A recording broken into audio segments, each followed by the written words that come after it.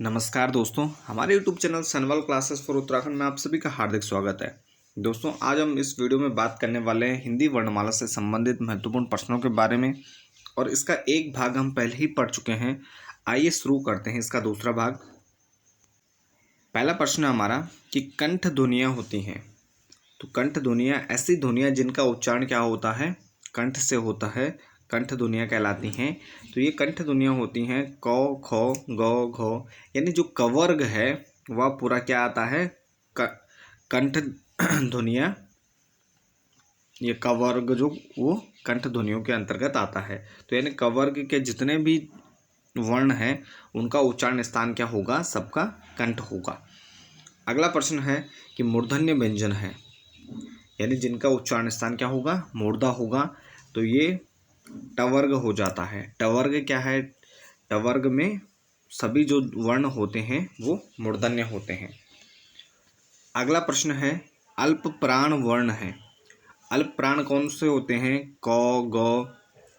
तो इसमें जो वर्ग होते हैं 5 वर्ग हैं, क, च, ट, त, प। तो 5 वर्ग हैं। पहला, तीसरा और पांचवा क्या होता है, अल्प प्राण होते हैं। और दूसरा चौथा वर्ण क्या होता है, महाप्राण होता है। तो ये हमने जो हमारे हिंदी की वीडियो हैं जिसमें हमने विस्तृत रूप से इनको जाना था, अल्प प्राण क्या होते हैं, महाप्राण क्या होते हैं, नासिक व्यंजन क्या होते हैं। अगर जो लोग हमारे चैनल पर पहली बार आ रहे हैं या जिन्होंने इससे पहले वो वीडियो नहीं देखे हैं, तो पहले आप उनको देखिए और उसके बाद यह जो वन लाइनर क्वेश्चन है ये तब आपके लिए महत्वपूर्ण होंगे, तब आपको यहाँ से काफ़ी चीज़ें समझ में आएंगी। तो अगला प्रश्न हमारा नासिक के व्यंजन है। नासिक के व्यंजन कहते हैं पंचमाक्षर जितने भी हैं वर्ग के, तो इनको नासिक के व्यंजन कहा जाता है। यानी इनका जो उच्चारण स्थान क्या होगा, मुंह के साथ साथ इसमें नाक से भी हवा निकलती है उच्चारित करते समय। तो पंचमाक्षर कौन से होते हैं, गा, या, अणा, ना और मा, ये सभी क्या होते हैं, नासिक के व्यंजन होते हैं।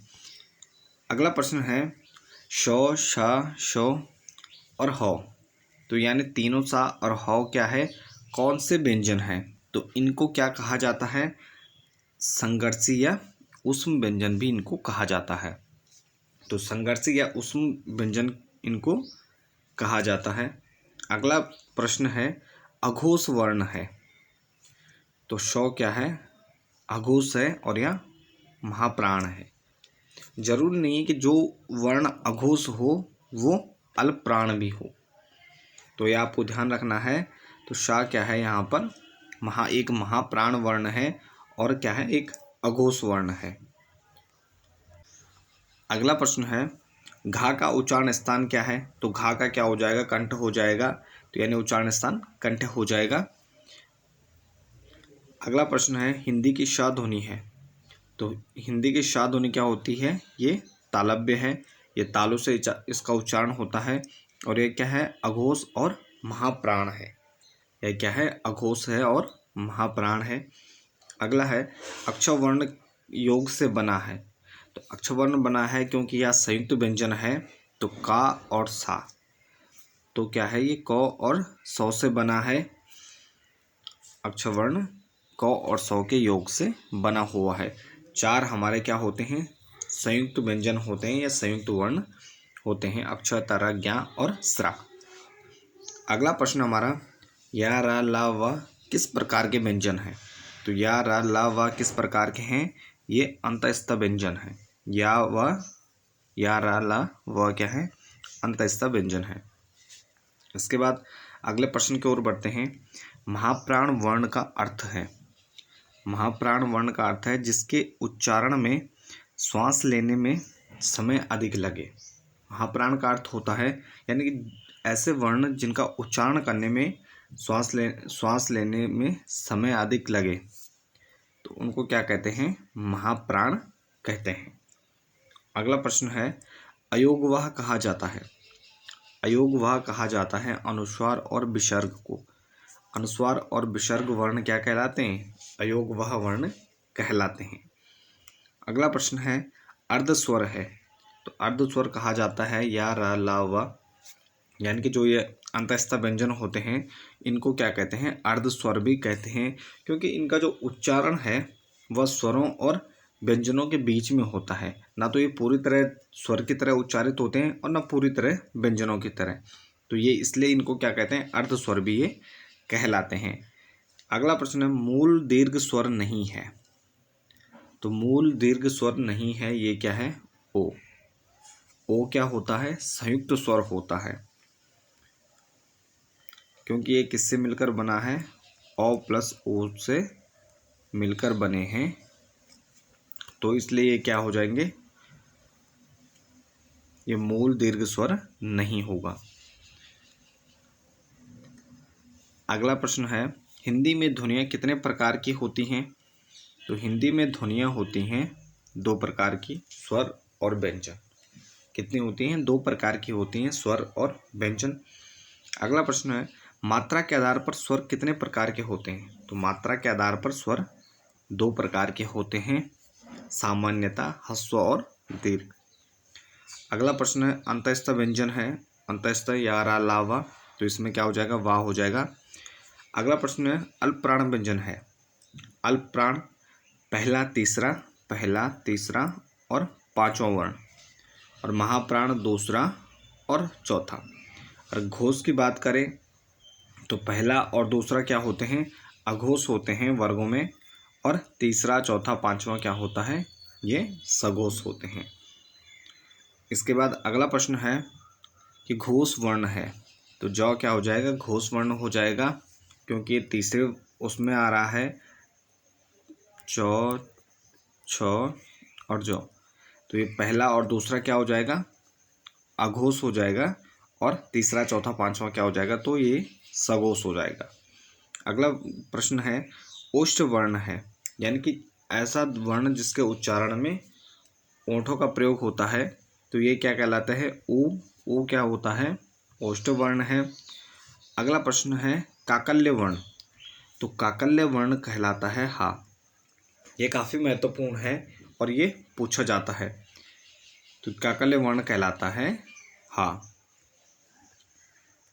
अगला प्रश्न है, रा का विवरण, तो र किस प्रकार का व्यंजन है, तो ये क्या है, वर्ज्य है, लुंठित प्रकार का है, सघोष है और अल्प प्राण व्यंजन है।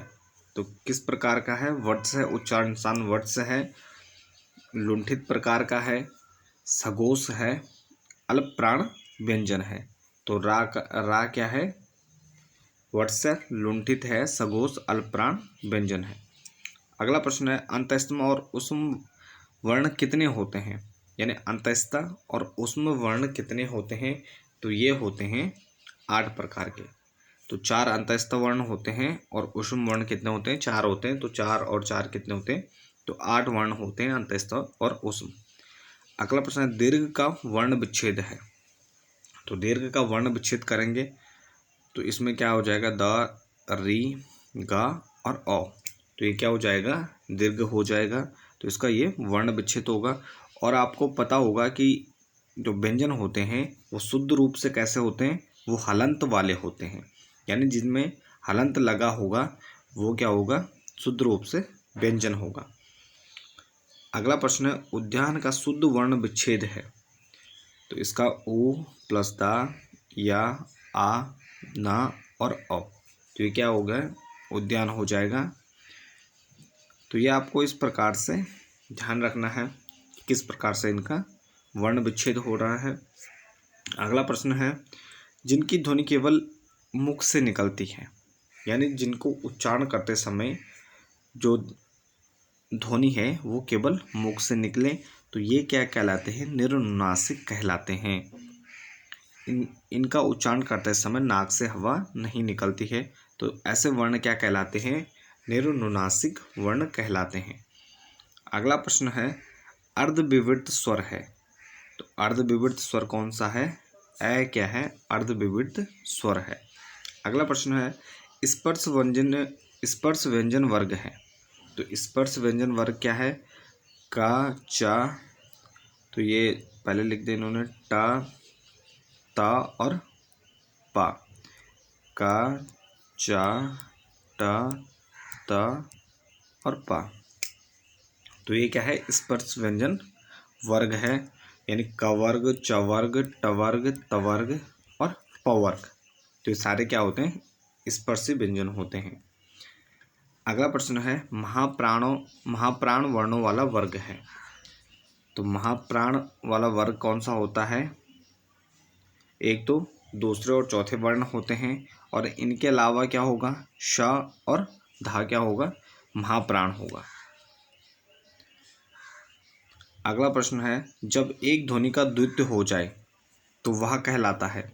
जब एक ध्वनि का क्या हो जाए, द्वित्व हो जाए, मतलब एक ही वर्ण क्या है वो दोबारा आ जाए, तो वो क्या कहलाते हैं, युग्मक ध्वनियाँ कहलाती हैं।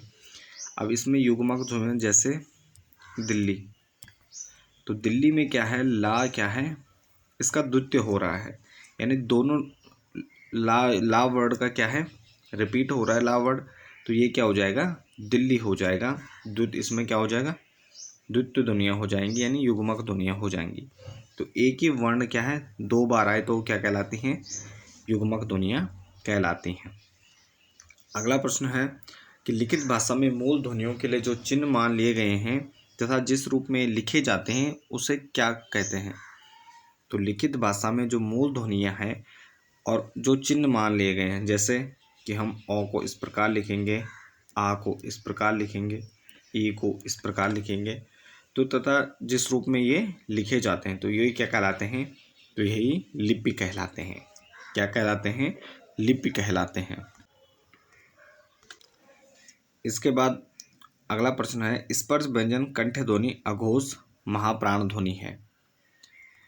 तो इसमें खा को देखिए, ये क्या है, एक स्पर्श व्यंजन है, का चाटा तापा वर्ग में आ रहा है, क वर्ग में आ रहा है। कंठ ध्वनि है, क वर्ग है तो कंठ ध्वनि इसका उच्चारण स्थान हो जाएगा। अघोष है, पहला दूसरा है, दूसरा वर्ण है तो अघोष होगा। और महाप्राण है क्योंकि दूसरा वर्ण है, दूसरा चौथा क्या होगा, महाप्राण होगा, तो ये दूसरा वर्ण है तो क्या हो जाएगा, ये महाप्राण ध्वनि भी हो जाएगी, तो क्या आ जाएगा, खा। इसके बाद हिंदी के जिन वर्णों का उच्चारण करते समय केवल श्वास का प्रयोग किया जाए तो उन वर्णों को कहते हैं। यानी हिंदी के ऐसे वर्ण जिनको उच्चारण करते समय केवल श्वास का प्रयोग हो तो उन वर्णों को कहते हैं अघोष। क्या कहलाते हैं, अघोष कहलाते हैं। अगला प्रश्न है, पार्श्विक ध्वनि कौन सी है या पार्श्विक वर्ण कौन सा है? तो पार्श्विक वर्ण कहलाता है ला। क्या कहलाता है, लो क्या कहलाता है, पार्श्विक ध्वनि कहलाता है। अगला प्रश्न है, कंठ तालव्य स्वर है। तो कंठ तालव्य स्वर कहलाते हैं ए क्या कहलाता है, ये कंठ तालव्य इनका उच्चारण स्थान होता है ए। अगला प्रश्न है, टवर्ग उच्चारण के दृष्टि से किस प्रकार की ध्वनि है? तो टवर्ग होता है मूर्धन्य प्रकार का, यानी मूर्धा से इनका उच्चारण होता है, तो ये क्या कहलाते हैं, मूर्धन्य व्यंजन कहलाते हैं। अगला है दीर्घ स्वर है। तो दीर्घ स्वर क्या होगा, आ क्या होगा, दीर्घ स्वर होगा। बड़ी ई, बड़ा ऊ क्या होंगे, सब दीर्घ स्वर होंगे। री। अनुस्वार किसका कार्य करता है? तो अनुस्वार क्या करता है, पंचम वर्ण का कार्य करता है। किसका करता है, पंचम वर्ण का कार्य करता है। जैसे कंपन, तो माँ क्या है, जो अदम माँ रहता है वो क्या है, बिंदी में आ जाता है, तो अनुस्वार ये क्या है, ये किसका वर्ण कर रहा है, जो पंचम वर्ण होते हैं उनको क्या करता है, उनको दर्शाता है अनुस्वार, यानी जो बिंदी होती है ऊपर। अगला प्रश्न है कि घोष वर्ण है। तो घोष वर्ण है या सघोष, घोष या सघोष एक ही चीज़ है, तो माँ क्या हो जाएगा, घोष वर्ण हो जाएगा। तीसरा, चौथा, पांचवा घोष वर्ण होते हैं। नासिक्य व्यंजन पंचमाक्षर को क्या कहते हैं, नासिक्य व्यंजन कहते हैं, तो यहाँ क्या हो जाएगा, नासिक्य हो जाएगा। हिंदी की मानक वर्णमाला में जिसे स्थान नहीं दिया गया, तो श्री एक ऐसा वर्ण है जिसको हिंदी वर्णमाला में स्थान नहीं दिया गया है। अगला प्रश्न है, द्वितीय व्यंजन है। द्वितीय या युग्मक व्यंजन एक ही प्रकार के होते हैं, एक ही होते हैं ऐसे वर्ण जिसमें, ऐसे शब्द जिसमें क्या हो, एक ही वर्ण का क्या हो, एक से अधिक बार क्या हो, वह रिपीट हो। तो जैसे दिल्ली है, तो मतलब एक से अधिक बार आए, तो ला इसमें क्या है, दो बार आ रहा है, तो इसमें क्या हो जाएगा, द्वितीय, एक ही वर्ण का द्वितीय हो जाएगा। और ये किस प्रकार की ध्वनियाँ हो जाएंगी, युग्मक प्रकार की ध्वनियाँ हो जाएंगे। अगला प्रश्न है कि अघोष वर्ण है तो शा क्या होता है, ये अघोष वर्ण होता है। अगला प्रश्न है घ क्या है, घ का उच्चारण स्थान, ये क वर्ग में आता है तो कंठ हो जाएगा। पश्च स्वर है, उच्चारण या मात्रा के आधार पर 3 प्रकार के स्वर होते हैं। दीप के आधार पर होगा अग्र, मध्य और पश्च। तो ये पश्च क्या हो जाता है, आ स्वर किस में आता है, पश्च में आता है। अगला प्रश्न है खड़ी पाई वाले व्यंजनों का संयुक्त रूप कैसे बनाया जाना चाहिए। जो खड़ी पाई वाले व्यंजन होते हैं उनका संयुक्त रूप कैसे बनाना चाहिए, तो खड़ी पाइयों को हटाकर क्या होता है, उनको संयुक्त रूप बनाया जाना चाहिए। अगला प्रश्न है विसर्ग बना हुआ है तो विसर्ग से बना शब्द क्या है, तो निष्प्रय क्या है, विसर्ग से बना शब्द है। इसमें क्या है, ये दो जो बिंदी होते हैं ये क्या कहलाते हैं, शब्द के सामने ये विसर्ग कहलाते हैं। अगला प्रश्न है कि ओ का उच्चारण स्थल है तो ओ का उच्चारण स्थल होता है कंठोष्ठ। ओ और औ क्या है, इनका उच्चारण स्थान क्या होता है, ये कंठोष्ठ व्यंजन होते हैं। यानी कंठ और ओष्ठ का क्या है, इनको उच्चारण करते समय प्रयोग किया जाता है। इसके बाद अगला प्रश्न है अनुस्वार कहलाते हैं। स्वर के बाद आने वाले नासिक की ध्वनियाँ क्या कहलाती हैं, अनुस्वार कहलाती हैं। स्वर के बाद आने वाली नासिक की ध्वनियाँ।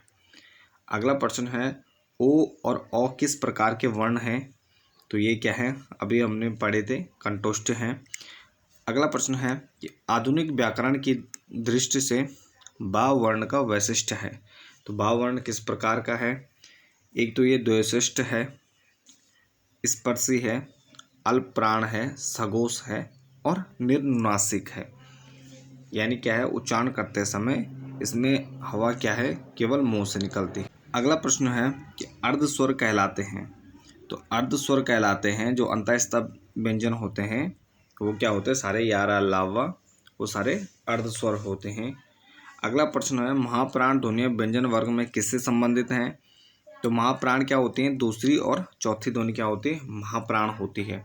अगला प्रश्न है कि भाषा की सार्थक लघुत्तम इकाई है तो भाषा की सार्थक लघुत्तम इकाई कौन सी होती है, तो ध्वनि क्या होती है, भाषा की सार्थक लघुत्तम इकाई होती है जिसको ध्वनि या वर्ण भी कहा जाता है। अगला प्रश्न है वह व्यंजन जो अल्प प्राण है तो अल्प प्राण व्यंजन क्या हो जाएगा, चा क्या हो जाएगा, अल्प प्राण व्यंजन हो जाएगा। अगला प्रश्न है अल्प प्राण ध्वनियों का समूह है तो अल्प प्राण ध्वनियों का समूह है चौ, जौ और या, क्योंकि पहला, तीसरा और पांचवा वर्ण किस प्रकार का होता है, ये अल्प प्राण होते हैं। अगला वर्ण है हिंदी शब्दकोश में अंग आ किस वर्ण के साथ आते हैं, तो ये आते हैं औ वर्ण के साथ। तो किसके साथ आ रहे हैं, औ वर्ण के साथ आते हैं अंग आ, क्योंकि इस पर ही क्या होता है, अनुस्वार और विसर्ग लगाया जाता है। अगला प्रश्न है वह शब्द जो अमात्रिक है, कल रव, इसमें कोई मात्रा नहीं है, कल रव। अगला प्रश्न है अयोगवाह कहा जाता है तो अयोगवाह विसर्ग और अनुस्वार को अयोगवाह कहा जाता है। अगला प्रश्न है प्रयत्न के आधार पर ला किस प्रकार की ध्वनि है, तो प्रयत्न के आधार पर क्या है, ला क्या है, एक पार्श्विक ध्वनि है। किस प्रकार की है, पार्श्विक ध्वनि है। अगला प्रश्न है वह व्यंजन जो स्पर्श संघर्षी है तो च वर्ग क्या होता है, स्पर्श संघर्षी कहलाता है। तो ये आपको ध्यान रखना है कि च वर्ग क्या होता है, स्पर्शी होने के साथ साथ संघर्षी भी है। तो स्पर्श संघर्षी व्यंजन क्या होते हैं, च वर्ग। अगला प्रश्न है हिंदी वर्णमाला में व्यंजनों की संख्या है तो सामान्यतः हिंदी वर्णमाला में व्यंजनों की संख्या 33 मानी जाती है और 2 क्या होते हैं, उच्छिप्त व्यंजन होते हैं, ड और ढ या द्विगुण व्यंजन होते हैं तो इनको अलग से इनको जोड़ा जाता है। अगला प्रश्न है वह ध्वनि जो अल्प प्राण है, पहला, तीसरा, पांचवा क्या हो जाएगा, अल्प प्राण। तो ता क्या है, पहला वर्ण है तो अल्प प्राण हो जाएगा। अगला प्रश्न है हिंदी की स्पर्श घोष महाप्राण दंत व्यंजन है, ध्वनि है तो दंत ता वर्ग क्या हो जाएगा, दंत ध्वनि होती है तो ये क्या हो जाएगा, था क्या हो जाएगा, ये दंत व्यंजन हो जाएगा। अगला प्रश्न है हिंदी की स्पर्श घोष महाप्राण उष्ट व्यंजन है तो ये क्या हो जाएगा, भा हो जाएगा। स्पर्श है, महाप्राण भी है और उष्ट व्यंजन है, क्या है, ओष्ठ, इनका उच्चारण स्थान क्या है, ओष्ठ है। अगला प्रश्न है वह स्वर जो सवर्त स्वर है। सवर्त स्वर कौन सा है? ई क्या है? सवर्त स्वर है। अगला प्रश्न है मूर्धन्य ध्वनियाँ हैं, तो मूर्धन्य ध्वनियाँ हैं टो ठो डो ढो क्या है? टवर्ग क्या है? मूर्धन्य ध्वनियाँ हैं। अगला प्रश्न है वह ध्वनि जो दंतोष्ठ है। दंतोष्ठ होती है वा, दंत प्लस ओष्ठ क्या हो जाएगा? दंतोष्ठ। और वा का उच्चारण स्थान होता है दंतोष्ठ। अगला प्रश्न है हमारा कि भाषा विज्ञान के दृश्य ऊ किस प्रकार का स्वर है। तो भाषा विज्ञान के दृश्य ऊ क्या है? पश्च संवृत्त स्वर है। किस प्रकार का है? तो यह है पश्च संवृत्त प्रकार का। अगला प्रश्न है किस वर्ग का उच्चारण स्थान कंठ तालु है। तो ए वर्ग क्या होता है? कंठ तालु। ए वर्ग क्या ए और ए क्या होते हैं? कंठ तालव्य होते हैं। और ओ और औ क्या होते हैं? ये कंठोष्ठ होते हैं। तो आपको ध्यान रखना है स्वरों का उच्चारण स्थान ज़्यादा महत्वपूर्ण है, क्योंकि इनसे संबंधित प्रश्न पूछे जाते हैं। क्योंकि बाकी स्पर्शी व्यंजनों की बात करें या अंतःस्थायी या उसम संघर्षी व्यंजनों की बात करें तो वो सामान्यतः पूछे जाते हैं, तो इसलिए बच्चे उनको ज़्यादा पढ़ते हैं। स्वरों में थोड़ा इनका क्या होता है कि ये अलग रहते हैं, तो इसलिए आपको इनको ध्यान रखना है। अगला प्रश्न है कि निम्न में से कौन सा व्यंजन संघर्षी है। तो हा क्या होता है? संघर्षी व्यंजन होता है। अगला प्रश्न है उष्म संघर्षी होता है। भाषा की सबसे छोटी इकाई है। भाषा की सबसे छोटी इकाई वर्ण कहलाती है, वर्ण या ध्वनि कहलाती है। हिंदी शब्दकोश में अक्षर का क्रम किस वर्ण के बाद आता है। तो हिंदी शब्दकोश में अक्षर क्या होता है? दो वर्णों से मिलकर बना है, क प्लस श। तो इसका क्रम क्या आएगा? क के बाद आएगा। तो अगर हम इसको शब्दकोश में ढूंढेंगे तो का वर्ग में इसको रखा जाएगा। अगला प्रश्न है जिन शब्दों के अंत में ओ आता है उनको क्या कहते हैं? उनको कहते हैं अकारांत। क्या कहते हैं? अकारांत प्रकार के शब्द कहलाते हैं। अगला प्रश्न है हिंदी वर्णमाला में स्वरों की कुल संख्या है। तो लेखन के आधार पर हिंदी वर्णमाला में स्वरों की संख्या है 13 और उच्चारण के आधार पर है 11, जिसमें री को भी शामिल किया जाता है। अगला प्रश्न है हिंदी वर्णमाला में व्यंजनों की संख्या है। तो सामान्यतः हिंदी वर्णमाला में व्यंजनों की संख्या मानी जाती है 33। और इसके बाद के जो आने वाले क्वेश्चन हैं उनको हम नेक्स्ट पार्ट में देखेंगे। तो इसके साथ ही इस वीडियो को यहीं पर समाप्त करते हैं। बने रहें आप चैनल के साथ। धन्यवाद।